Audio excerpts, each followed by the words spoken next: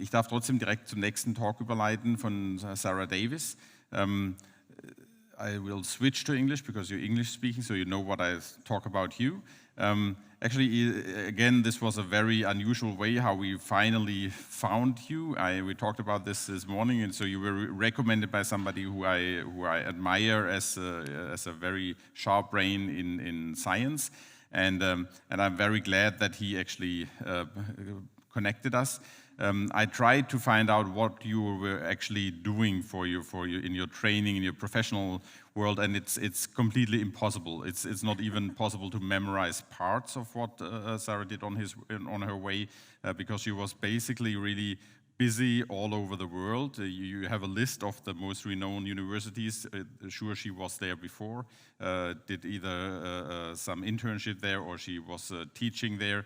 On the way, she had a Ph.D. on the University of Pennsylvania and then a postdoctoral fellowship at Yale and UCLA, but this is, of course, the usual things. And so I won't even try to explain your focus, but what you do as a senior researcher coming from the Graduate Institute in Geneva is you're leading the Digital Health and Rights project, and this is why it fits so beautifully into here, because it's coming from all the technical stuff, getting down to the patients and to people where we want to apply all this data science and all these algorithms. And you are definitely one of the persons who don't do this only in a small world like we do here in our hospital, but you do this on a global scale. And we are very happy to hear from you about digital health and social media, human rights, and of young adults. And about participatory action research in Ghana, Kenya, and Vietnam. So again, in the title already you see that Basel Stadt is not really her hometown. After all, when you finish, you will have to tell us, because of course this is not enough for her, like with the other speakers as well. I don't tell her about her private hobbies, but she's writing books in her spare time then. And I just want to know if you finished your novel yet. Still not. Okay, so stay tuned. She's writing a novel as well. I don't know how many books she wrote before, but this is really cool. It's Ghost of Frigate Park, something like this. Okay, so stay tuned. When she publishes it, you certainly have to read it.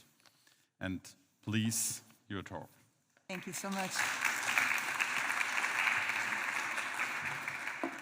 Thank you for that very generous and kind introduction. It's really a pleasure to be back in the beautiful city of Basel for any excuse, but especially for a discussion like this, and wonderful to follow on Mina's talk. I think very complimentary what we're going to talk about today. As mentioned, I do have a sort of a strange and unusual career path, but I'm basically an anthropologist and a folklorist. And so I was trained originally to do very close reading of traditional storytelling, and then got involved in human rights work and have worked in human rights and health for most of my career, working closely with networks of people living with and affected by HIV in low and middle income countries. And so I want to start this project by taking us to a very different setting from where we are now, which is Tamale, which is a metropolis in northern Ghana, a desert region, predominantly Muslim area. And I went there with researchers from the network of people living with HIV in Ghana to understand how young people in Ghana were using mobile phones to get health information and services. And so we're doing this in the context of, as this slide shows, a massive boom in investment in digital health. Last year, I believe it was over $29 billion invested in the US alone, and that's not taking into account Europe. Of course, most of the investment has been in Europe and the US, not so much in low and middle income countries like Ghana. But here we were in Ghana, in Tamale. It took us about 5 hours to reach Tamale through a long, circuitous route. And when we sat down with young women, because we had to speak to young women separately from young men, they weren't comfortable to be in the same room for this conversation. So when I asked young women what they use in terms of digital health apps on their phones, they showed me Flow, which is an app from the United Kingdom. And so it had taken us 5 hours to get to Tamale, but Flow had gotten there first and was busily helping young women to track their periods and to understand when they were fertile, if they might be pregnant, and so forth. But the data from Flow, of course, does not stay in Ghana. It goes back to the UK. It's not benefiting the health system in Ghana. The young women have no control over that data. They don't know where it goes. They don't know who controls it, how it's used. In fact, recently there was a settlement by Flow with the US government over a reported incident in which Flow shared personal data with Facebook. Oh, yeah, so that's not so cool. So that was a little bit of a problem. And I think this opens up a larger concern, which was written about by Nick Coldry and Ulysses Mejias. It's called data colonialism. This idea that the investment in high-income countries to develop new digital technologies is largely benefiting from data, or is in some way benefiting from data from the global south that is no longer benefiting the systems and economies of the global south. So there's a geopolitical inequality that is being repeated to some degree in our new, very modern processes of digitization. And so we came together as a group of university researchers and civil society activists, people living with and affected by HIV, and human rights lawyers in Africa, Asia, Latin America, and agreed that it was important to try to get some empirical data on how young people are using mobile phones in low and middle income countries, what they see as the benefits in terms of health information and services, what they see as the risks from a human rights perspective, and how what they think should be done in the future in order to protect their human rights in the digital age. So we co-designed this research project together. This is one of my first presentations of the findings, which is why I have to keep looking at the slides, so sorry for that. So we basically have been working together and have just now come up with the findings, which I'm very pleased to share with you today. In addition to this study, which we're doing in Ghana, Kenya, Vietnam, so we just finished that piece, we're now starting the second phase, which is in Bangladesh and Colombia, working with universities in those two countries. And we're providing support to the UN Special Rapporteur on the Right to Health, Dr. Tlalang Mofokeng, as she develops her first report on digital technologies and the right to health next year. So we are using this method, which is called participatory action research, and my colleague has spoken very eloquently about the importance of participation. For us, this is very much grounded in a 40-year investment that has built up networks of people living with HIV globally and in most countries. I think there's one in Switzerland, I'm not actually sure, that both inform and empower people living with HIV about their rights as patients, and also support them to mobilize and participate in decision-making processes. And these initially were about medical tests and diagnosis and medical trials and so forth. And now people living with HIV also have input into national and global strategies and have seats in global governance mechanisms like the Global Fund to fight AIDS, TB, and malaria, UNITAID, Gavi, the UNAIDS, so various mechanisms, global agencies that work on HIV now have permanent seats and votes for people living with HIV and other civil society groups. And so some of those leaders were the ones who came up with me with the design of this project. And really there's a growing demand for more community engagement in producing research as we begin to understand that for some communities, and we heard this morning about gaps in data and sample biases and problems with having representative information, because people are criminalized, marginalized, stigmatized in many countries, there's no data on most of the people who are most vulnerable to HIV, such as sex workers, people who use drugs, gay men, other men who have sex with men, migrants, people on the move. People who most need to reach are often left out of data on HIV. And community-engaged research, because it's the community themselves doing the research, can sometimes lead to better and more robust and richer data that we can actually use to make better decisions. So there's a history of this in the HIV response. And this is also a response to this kind of deep power inequalities in which global health decisions are usually made by people who look very much like most of us in this room, and not enough by the people who are actually directly affected in low and middle income countries. So this project really builds on this broader history and kind of a practice of mobilization to do research. So we developed our list of research questions together, and as you can see, they're very much focusing on issues of power and autonomy, human rights, gathering really on-the-ground data to try to explore some of the tensions, the deep tensions and contradictions in the processes of digitization and the deep power inequalities. So really trying to probe this and to open up this question for reflection by communities and by young people in particular. So we started, of course, with a desk review. And what we found is that in digital health, there's this growing excitement about, in global health, about the potential of digital technologies to help us meet the Sustainable Development Goal on health. There has been a global strategy on digital health passed by the World Health Assembly in 2021, which carefully avoided using the words human rights, but talks about ethics, people-centered, these other kinds of softer terms that are a little bit more accessible and less likely to upset governments. But unfortunately, and surprisingly, given this was in the middle of the COVID pandemic, the WHO digital strategy doesn't mention social media, which seems like a really surprising omission. It also doesn't mention young people. So there might be some scope for improvement there.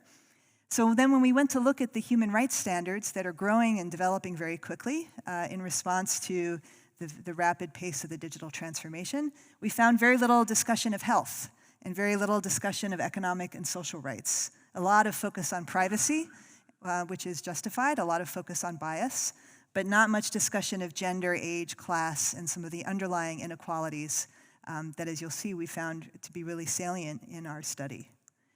So we really felt that this study could contribute something that brings together these two domains of digital health and human rights, that begins to bring in some rich empirical data from low and middle income countries with a really intersectional lens. So intersectionality, for those unfamiliar, is a term coined by Kimberly Crenshaw, who pointed out how different forms of inequality can intersect in order to create invisibility and deepen discrimination, so that race and gender and class sometimes intersect to shape inequalities socially. So we're taking this lens of intersectionality to the research, and because we're working with activists in the Global South, we're very much thinking about decoloniality and how we could begin to think critically about the geopolitical inequalities that shape digital health. So we use these multiple methods. We did digital ethnography in each country. So what we did is that our researchers who were in each national organization in each of the countries, we had researchers that worked with me and one or two of my colleagues to map out accounts on social media where young people are actively looking for health information and exchanging it and mobilizing to share information and services. And we found huge activity on Facebook, to some degree also TikTok, Instagram, YouTube, where accounts that are drawing millions of young people in some spaces to talk about sexual and reproductive health, HIV, and other health issues. So we participated in those groups. We participated in WhatsApp groups. In Vietnam, they don't use WhatsApp. It's called Zalo. It's a Vietnamese version of WhatsApp. And so there are numerous WhatsApp groups where people are gathering to talk about health and share health information, often patient-led groups. We then held focus group discussions in all 3 countries in multiple locations, and we did key informant interviews with UN officials and others. We did shared analysis through deduce, qualitative analysis, and then we took the data back to each country, and we met with the people who'd participated in the study and presented the findings to them and asked them if they thought we had gotten it right. So we discussed it with them and got their feedback. And then they also talked about policy recommendations, so that was also developed collaboratively with the participants in the study. Those are publications, I won't bore you with that. So these are our focus group participants. We had majority men. We had a small number, very small number of transgender people, fewer women, which is not surprising. When you talk about digital technologies, you find often that there are fewer women in the discussions. And you can see the breakdown by locations. And again, we're focusing on 18 to 30-year-olds, and we spoke with over 180 young people. So our findings were, first of all, that young people were not that interested in apps for digital health. They were using apps like WhatsApp, but in terms of the dedicated digital health apps, it was much less interesting to most of the young people we spoke with than Facebook. So Facebook and Google were the dominant means of getting health information for many young people. Not surprising, Google. I mean, I think many of us, if we get a headache or some symptoms, the first thing we do is we turn to Google to check our symptoms. So Google is now probably our dominant diagnostic tool globally, right? Which I think raises some really interesting questions about privatization of health information and the kind of data that Google's gathering. But what was also interesting to me was the degree to which social media, because I thought it was only old people like me who used Facebook, but no, actually in the 3 countries, most of the young people we spoke with were using Facebook. In Vietnam, it's the main portal for accessing the internet, so you get it by default installed on your phone. And they were looking for accounts where they had trusted peers or groups that they felt they could get useful health information from. They talked about safe space and online family, especially during COVID-related restrictions. And we found particularly that young women were using their mobile phones to get health information and share it with other people, including older relatives, boyfriends, partners, siblings, et cetera, but that they had less access. So young women were the health resources were becoming sources of information for others. Someone has a symptom, they would go to the young woman with a smartphone and ask her to look it up for them and ask her what they should do about it.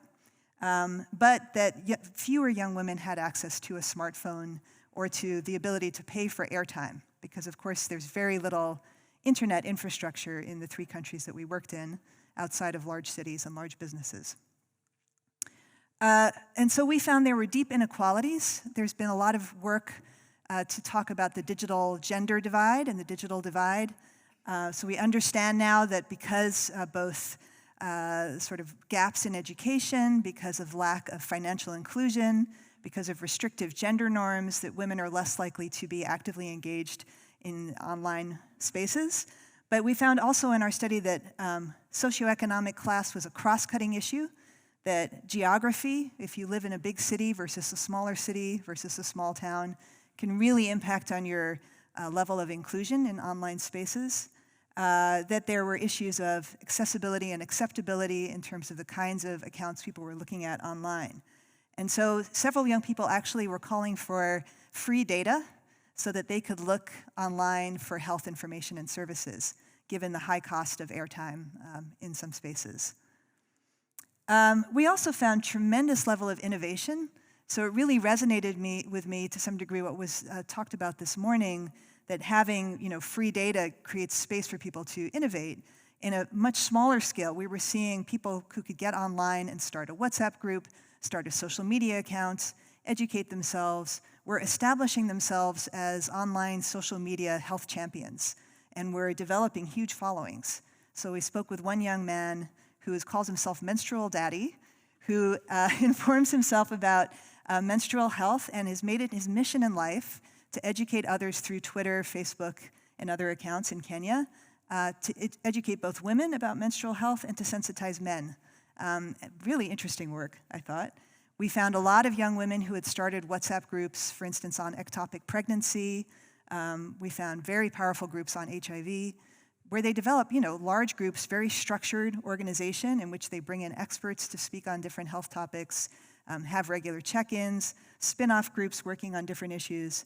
So there's this whole kind of not very visible world of young people engaged in health information exchange and mobilization online.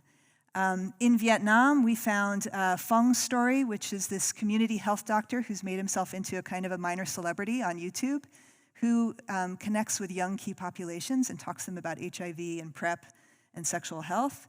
And in Kenya, we got to know Love Matters Kenya, which is this fantastic Facebook group where they've done a really good job of getting young people engaged in debates about things like abortion, homosexuality, and then informing them and sharing a lot of information, but in a really youth-friendly and engaging way. So while we hear a lot, and I think rightly hear a lot about misinformation and social media, I think we also need to be aware of the incredibly powerful role that social media plays in getting people health information, especially on these stigmatized and taboo topics. Because many of the young people we spoke with said they did not want to go to clinics because they felt clinics would be judgmental, that they'd be stigmatized, that they would be told they were immoral or bad young people, and therefore they would prefer to be anonymous and go online and connect with their quote-unquote online family. So that's the good news. But the bad news is we had a really high number of incidences of disclosures of harm, which included, of course, a lot of cyberbullying, in which people disclose health status online in order to seek information, and then just get a torrent of verbal abuse.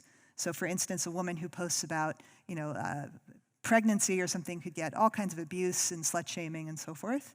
We heard a lot about trolling, stalking, online abuse that drove people to go offline. And then probably most troubling in Ghana were the group of young men who have sex with men that I met with, who were doing HIV prevention and information sharing, who said that they regularly have to deal with homophobic hate groups trying to infiltrate their group and then lure people into situations where they could be violently assaulted. And several people had reported these kinds of violent assaults. In one case, somebody was videotaped and forced to make a confession of homosexuality, which was then used and shared online as propaganda for an anti-homosexuality bill in Ghana. So with this incredible mobilization and excitement about going online and getting information, there's also huge risk.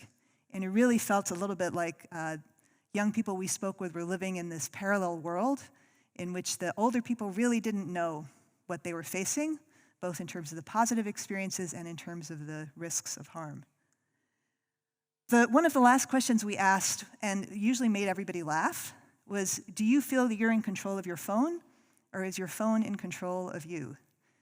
And they would initially laugh, and then it would get very serious, because especially with COVID-related restrictions, young people were stuck home, like many of us were, if we weren't forced to be essential workers and go out and work. And so they really didn't have much other human contact except through these online spaces. And some had really serious concerns about their level of dependence and anxiety about the mental health impact of that dependence. And feeling that the phone was controlling them and maybe other people were getting their data, concerns about police surveillance, especially for gay men, and especially for women who might look for abortion information, because in Ghana and Kenya, it's not legal to seek an abortion. So women were worried that if they search for abortion information online, it could be used against them, or that menstrual tracking apps could also share their information with the authorities. This was, by the way, just a few months before the Supreme Court in the US decision that we've probably all heard a lot about, which has triggered similar concerns in the US, but I was hearing this in Kenya and Ghana well before that. So a lot of concerns about this, and we asked them, so we'd say, where does your health information go after you type it into the phone? So does it go to the government? Does it go to a private company in your country? Does it go to a private company somewhere else? Who has this information? And they would create these charts. So we'd give them cards, and they'd create a chart on the wall. And each group had a completely different chart. So no one really knew where their health information went, who had control of it, how it was used. And as we began to talk about it, it really raised a lot of questions for them about the data protection laws and how well they're enforced in their countries. So in our discussions in the key informant interviews, we got a sense that in each of the countries, in Ghana, Kenya, Vietnam, there's a very early stage of digital governance. There were, in Kenya and Ghana, data protection laws, but they seemed to be not very well enforced, and very few people knew what was in them. There was a sense that laws and policies were being developed very rapidly, but largely behind closed doors. So maybe with a little bit of input by some tech companies that have expertise that are advising governments, but no public consultation. And certainly for the young people who are the primary users of the social media and online, no voice at all in these processes. And this really led to them expressing a strong interest in having training and education on digital literacy, digital governance, and to start learning about their rights and having a voice in the process. So, overall, as I've said, our findings were in some ways surprising. I thought we were going to look at mobile apps for health, and we wound up looking at social media and Google. But I think it was very clear that there's a strong preference for these tools. Real concerns about intersectionality and the multiple digital divides that are shaping both the design of these tools and how they're used and accessed. Concerns about surveillance and dependence, these power and autonomy issues for individuals and big tech, And then just these gaps in governance that I think really call out for us to rethink how we're governing these tools, to what degree we are governing them at all, and what voice young people have in them. And I think there's a tension, especially in this, as I've said, privatization of health information, because on the one hand, I find it personally troubling that, people in my country, I come from the US, have so much control over data from young people in Ghana, Kenya, and Vietnam. At the same time, without these tools, they would have very little access to sexual and reproductive health information.